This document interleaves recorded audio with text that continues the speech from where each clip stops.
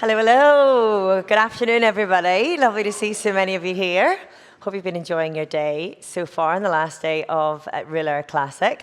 As you all no doubt know, the theme for this year is, of course, World Championships. Well, our next guest wore the coveted rainbow bands on 2 occasions, but 5 years apart. Quite a distinct career in between. The first time was in 1976, beating Francesco Moser into second place. To talk about that and his subsequent victory, please welcome to the stage Freddy Maertens.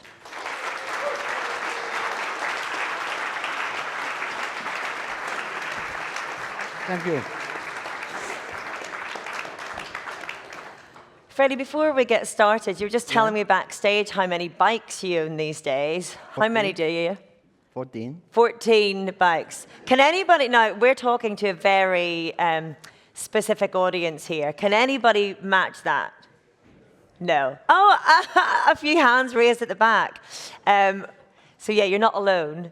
What do you use them all for? Why do you need 14 bikes? Why? Because I get them.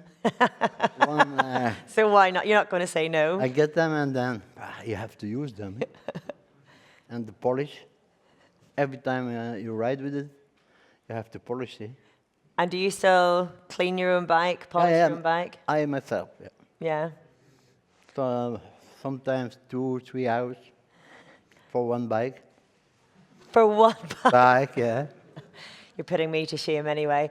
Freddy, I want to take you back to 1976, your first world title. Yeah. I already mentioned you beat Francesco Moser into second place. Yeah. Tell us about that day, your memories of that day, your standout highlights.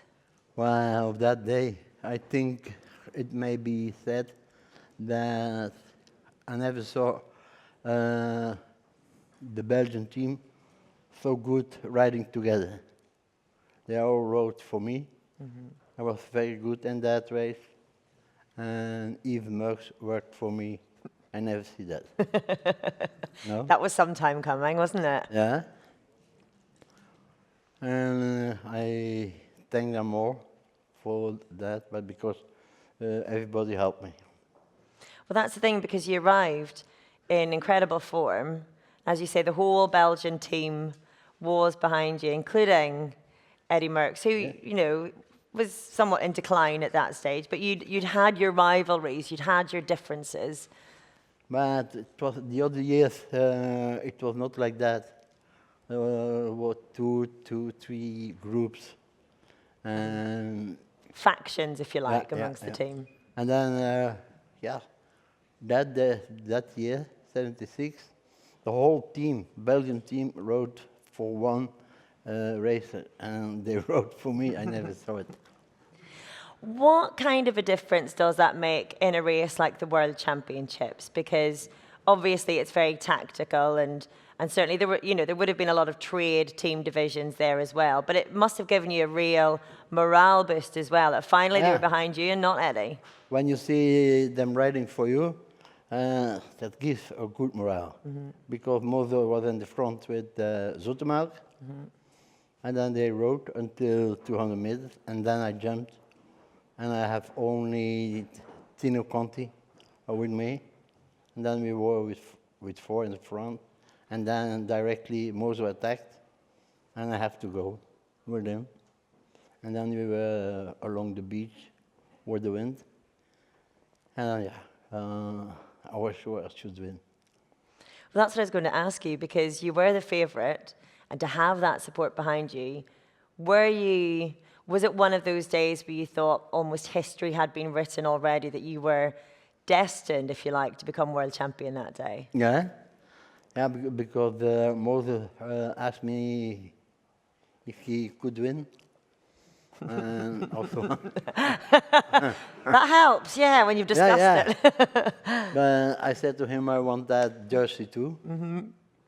And then he attacked sometimes from behind me. And then I said to him, I don't ride on the head anymore. The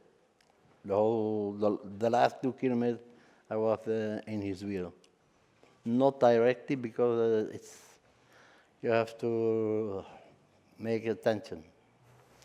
And then for the last 300 meters, he attacked. I made him nervous, and he attacked, and then it was like he was manning the sprint for me. And I beat him. You beat him, you did indeed. And what was that like? Do you remember the feeling as you crossed the line and you were world champion, that you had indeed fulfilled that destiny? Well, becoming world champion is something big. You may ride the whole year with the tricot. Every time when you put on your number, well, it's a great feeling. I'm curious as to what it is about the World Championships. I mean, we've been talking about it all weekend over the last couple of days. There are so many prestigious races in cycling. Some of them can go through phases of popularity, and so they become more important in one generation than the next. And one-day races are specific amongst that. What is it about the World Championships that makes them the most prestigious?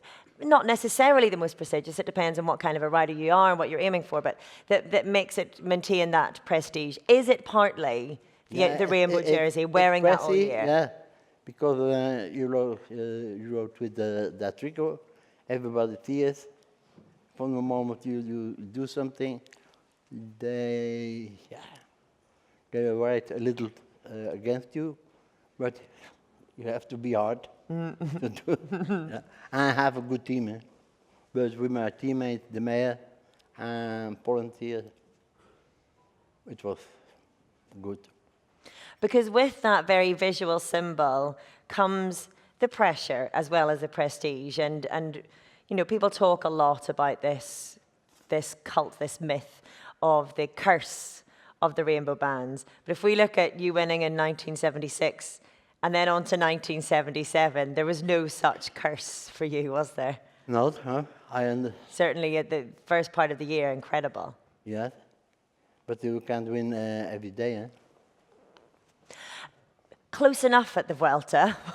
Yeah. 13 stages to win 13. Vuelta, yeah. Yeah. I mean, that was something. And the final classement. Yeah.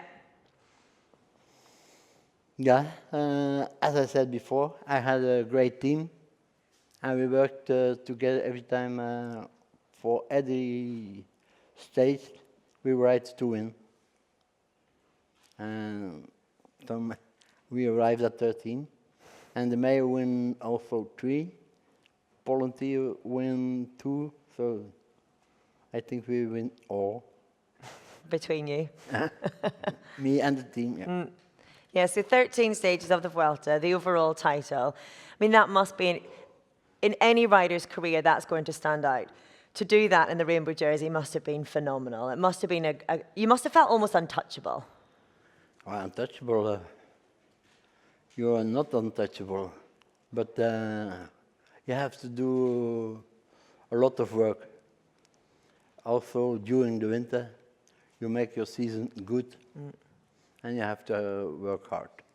When you make a good winter, then you are easy for the next season.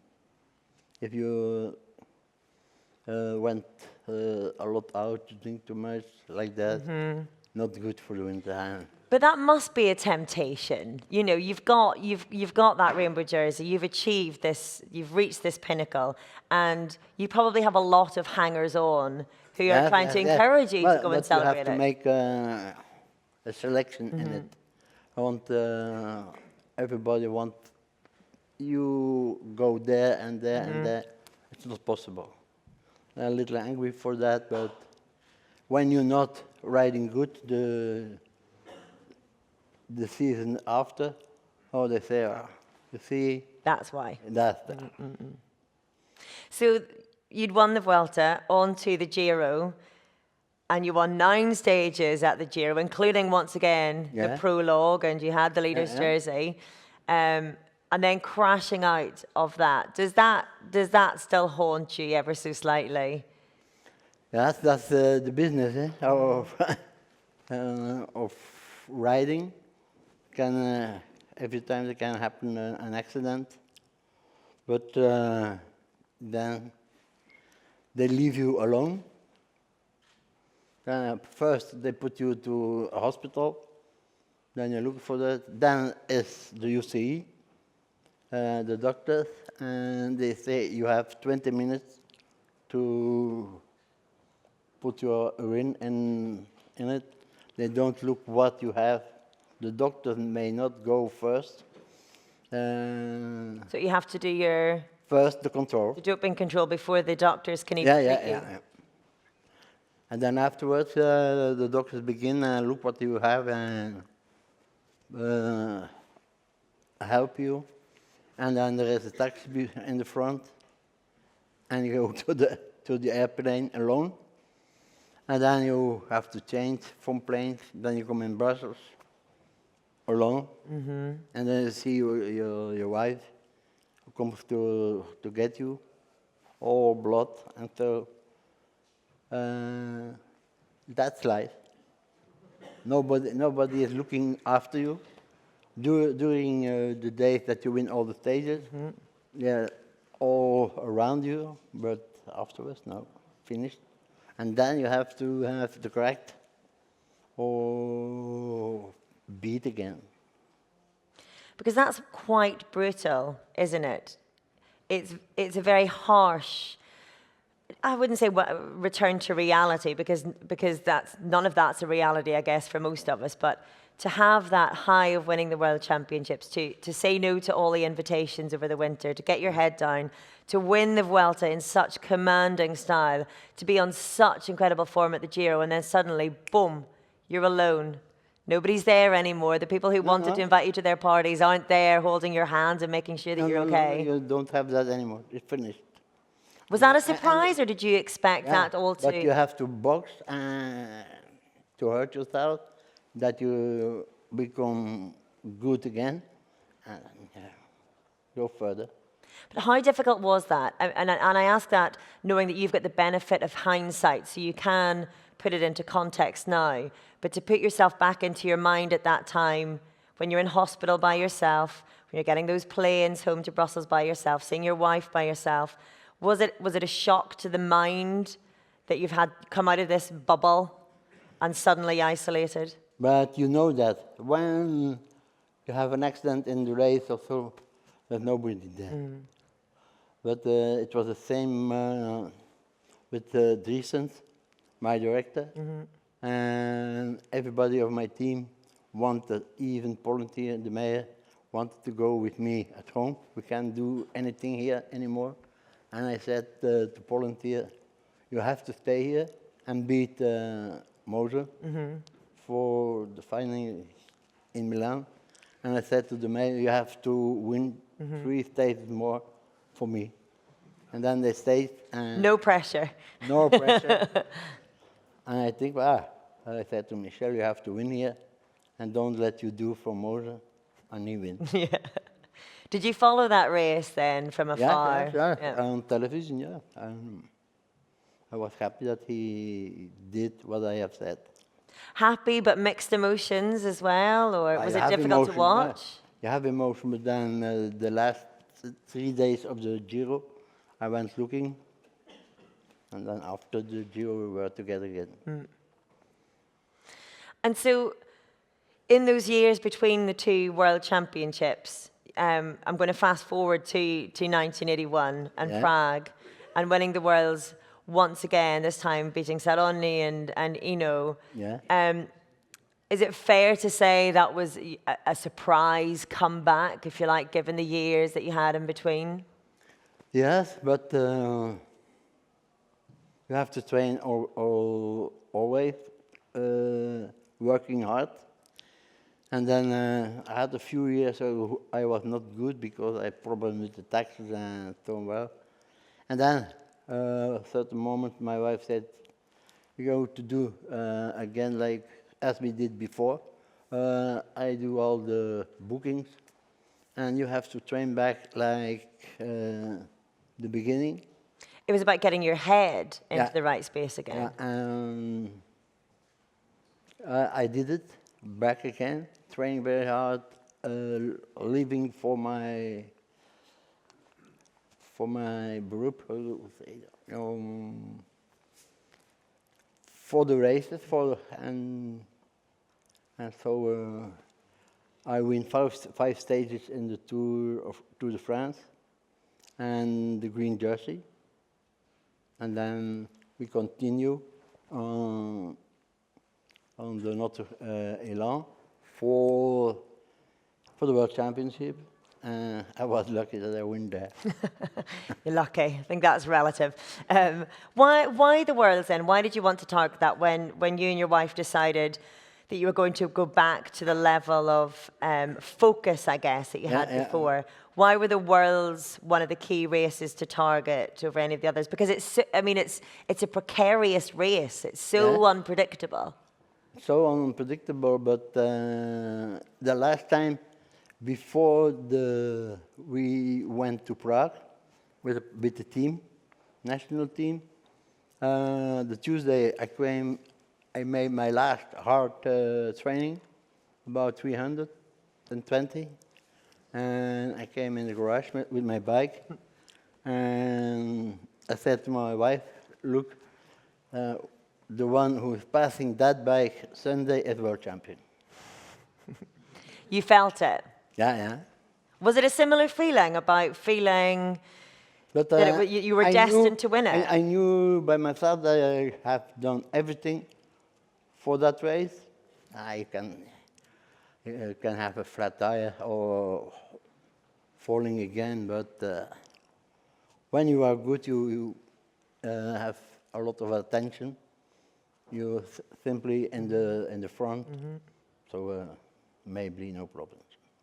Have you ever had that feeling and not won, or were those feelings quite specific to those World Championships and maybe some other races? Was that quite a reliable instinct? Yeah, I have that also in Montreal, when Merckx win, but it didn't realize. Eddy win before Poulidor. But I thought also when we were in the front with Thévenet and Conti, but yeah, that was a fault of the man who gives my eating and my food. And he asked to the personal trainer of Merckx to give one bottle of drinking to me. He had to go to the restaurant. He said, "You don't have to go to the restaurant. You have his box with him." Was this 70? Was this 75? No, 70. No, 70, 75, yeah. 75, yeah. Then I had cramps in the stomach and the legs, and I have to stop. And then 81, the Gus Nassens, the person who worked for Eddy there, then he came to work for me. And before he signed the contract, I asked him, did you do something in my bottle in Montreal? I was working for Eddy, and your man was gone, so I did a lot in it. I say thank you. So he confirmed he'd sabotaged your bidon. Yeah. With what? Do you know? Something to go to the toilet. A laxative. Yeah. And that stinks also. And you'd suspected that all along, had you? That it had been sabotaged by Merckx's soigneur. I didn't know that my soigneur is going to do that. Why does he have to go to the restaurant? He has the morning have to prepare his own food and take it with him to the race. After the race, he can do what he wants. But during the race, he has to do his work for me. And I know that you and Eddy Merckx have had a long and public rivalry. I know that you've since made up. Have you spoken to him about that particular episode? Did he know that his soigneur was sabotaging your bidon? It's normal, eh? It's like you put the cat with the milk, eh? It's normal. No. When my soigneur It's to the restaurant, yeah. And you ask to the soigneur of Maertens, you want to give the bottle to Freddy, yeah. Normal, huh? I should do that also. Did you ever do it the other way around? I don't have to be angry to Eddy. I have to be angry to my soigneur. And so that was 75. So 76, to take us back again, must have been all the sweeter because finally you had Eddy on board. Yeah. I guess you didn't take a bidon in 76, did you? No, I didn't think so. Not from him anyway. No. I've read that of the 2 world title wins that, I mean, the first one is always going to be incredibly special, but that your second meant more to you. Is that right? Yeah. I liked more the second than the first one. Why? Why? Because I have 2 years I was not very good. And my wife and me changed everything, and then, as I said before, I did it everything like before. And she holding the bookings. So I trained very, very hard, more than, and the people didn't see it. Or during 1 week, 3 times 320 kilometers. Then behind the motorbike, together with Poland here. And I felt me strong again. Was it more of a vindication of all the hard work and everything you'd been through and the lows? A vindication to all the journalists, the people of the press, everything. Yeah, was a vindication. So more so them than the other riders? More so the journalists, the press, the media? Well, the other riders, you have to keep them in eye. But it was more for all the journalists who wrote bad things about me. Because I was not good during 2 years. That can happen with everyone. So did that bother you a lot, that the press had gone from idolizing you and worshipping you to then turning on you? Because I have one time, a weekend, the Friday and the Saturday, a team of Nieuwsblad, that's a journal in Belgium. Nieuwsblad, yeah. And I just came from the hunting, and the man who took the picture said, "Wow, it's special now with your gun and your clothing, and to how do you say that? I'm not sure. You have rabbits and you have from hunter to hunted, or yeah. And I have that in my hand. We take a photo of that. He said because it's something else, or every time with the bike. Right. And when the newspaper appeared, they say that was Merckx, and Hinault I was going to kill next year. And I spoke with the journalist about 4 hours. After the article was printed, yeah. And then they put under the picture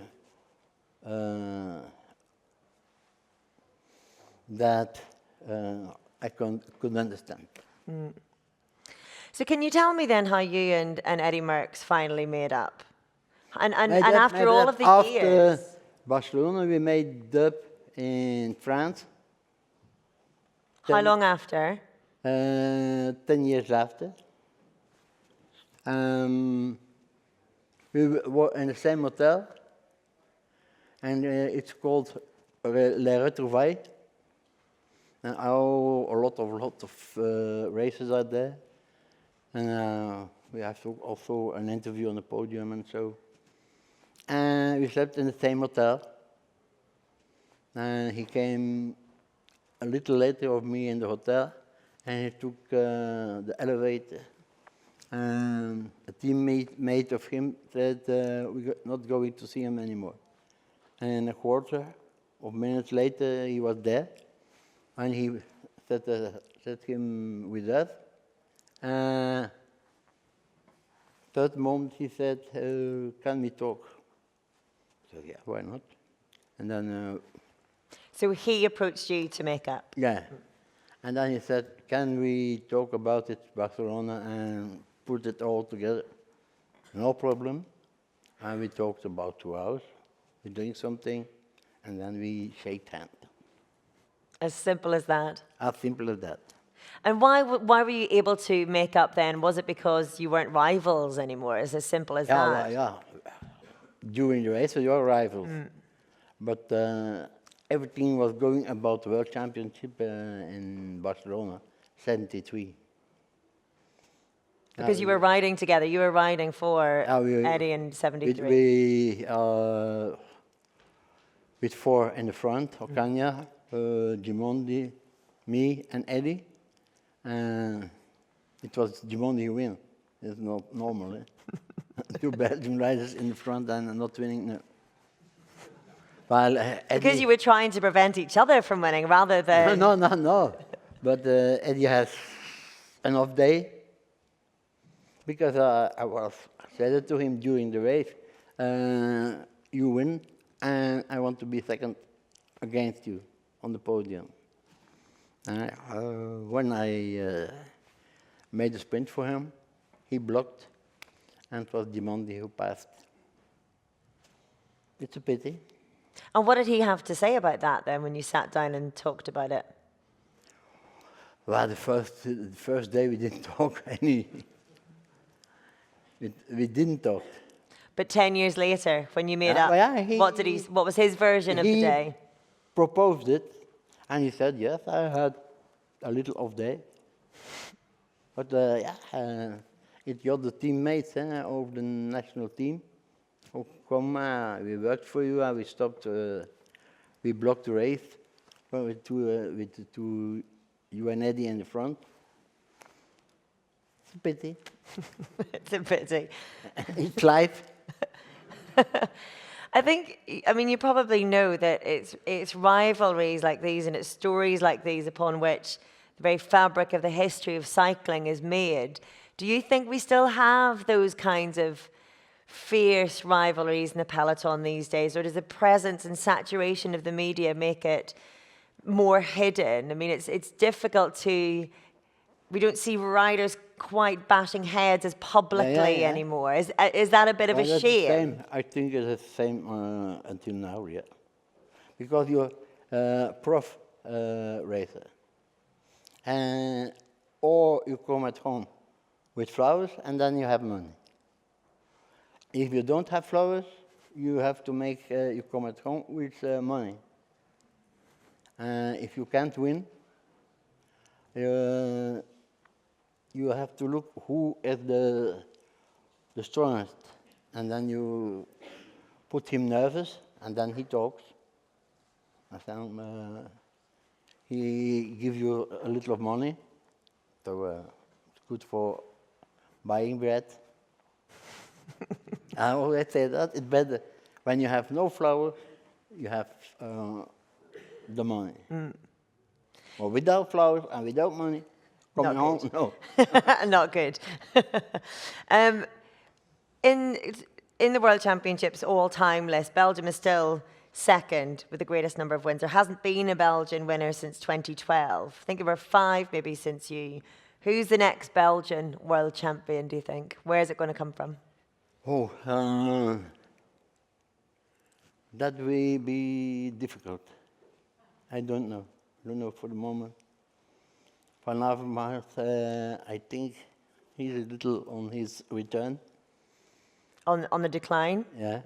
And Ties Benoot maybe.